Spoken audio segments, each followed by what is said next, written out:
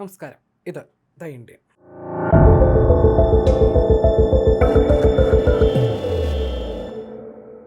യുദ്ധവിമാനങ്ങൾക്കായുള്ള jet engine സാങ്കേതിക വിദ്യ സ്വന്തമാക്കാൻ അയൽ രാജ്യമായ ചൈന കോടികൾ ഒഴുക്കി പതിറ്റാണ്ടുകൾ വിയർത്തപ്പോൾ പരിമിതമായ സൗകര്യങ്ങളിൽ നിന്നായിരുന്നു ഇന്ത്യ സമാനതകളില്ലാത്ത നേട്ടം കൊയ്തത്. 1990കളിൽ ഭാഗിക വിജയം കണ്ട WS-10 എഞ്ചിനിലേക്ക് എത്തുന്നതിന് മുൻപ് ചൈന നടത്തിയ 6 വലിയ ശ്രമങ്ങളിൽ 4 പൂർണ്ണ പരാജയമായിരുന്നു. 1950കളിൽ സോവിയറ്റ് യൂണിയന്റെ സഹായത്തോടെ ടർബോജെറ്റ് എഞ്ചിനുകൾ കോപ്പിയടിച്ചായിരുന്നു ചൈനയുടെ തുടക്കം. WP-5, WP-6, WP-7 തുടങ്ങിയ എഞ്ചിനുകൾ റഷ്യൻ ഡിസൈനുകളുടെ പകർപ്പുകൾ മാത്രമായിരുന്നു.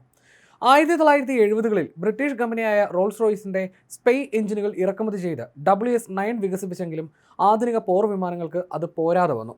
തുടർന്ന് സ്വന്തമായി ടർബോഫാൻ എഞ്ചിൻ വികസിപ്പിക്കാൻ ചൈന ശ്രമിച്ചെങ്കിലും പരീക്ഷണങ്ങളെല്ലാം വലിയ പരാജയങ്ങളായി മാറുകയായിരുന്നു. ഉയർന്ന താപനില താങ്ങാൻ ശേഷിയുള്ള ലോഹക്കൂട്ടുകളുടെ നിർമ്മാണം, ടർബൈൻ ബ്ലേഡ് സാങ്കേതികവിദ്യ എന്നിവയിലുണ്ടായ അറിവില്ലായ്മയാണ് ചൈനയ്ക്ക് തുടർച്ചയായ തിരിച്ചടിയുണ്ടാക്കിയത്. 1990കളിൽ റഷ്യയുടെ AL-31F എഞ്ചിൻ റിവേഴ്സ് എഞ്ചിനീയറിംഗ് ചെയ്താണ് ചൈന WS-10 തായ്ഹാങ് പദ്ധതിക്ക് തുടക്കമിട്ടത്.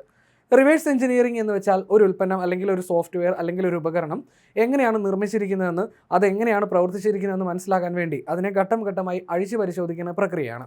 2006ൽ ഇത് ഭാഗികമായി വിമാനങ്ങളിൽ ഉപയോഗിച്ചെങ്കിലും വിശ്വാസ്യത കുറവായതിനാൽ റഷ്യൻ എഞ്ചിനുകളെ തന്നെ ചൈനയ്ക്ക് വീണ്ടും ആശ്രയിക്കേണ്ടതായി വന്നു.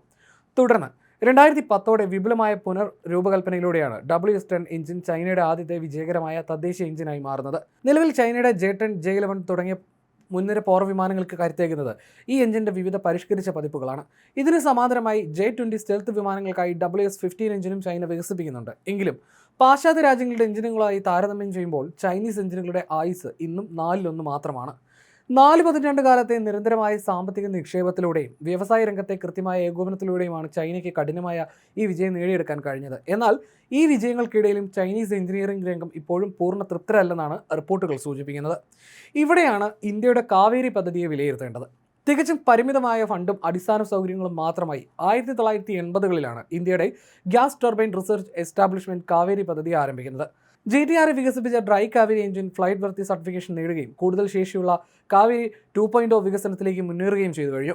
ആഗോള നിലവാരത്തിലുള്ള ത്രസ്റ്റ് ശേഷിയുള്ള കാവേരി 2.0 എഞ്ചിന്റെ വികസനമാണ് അതിവേഗത്തിൽ ഇപ്പോൾ പുരോഗമിക്കുന്നത്.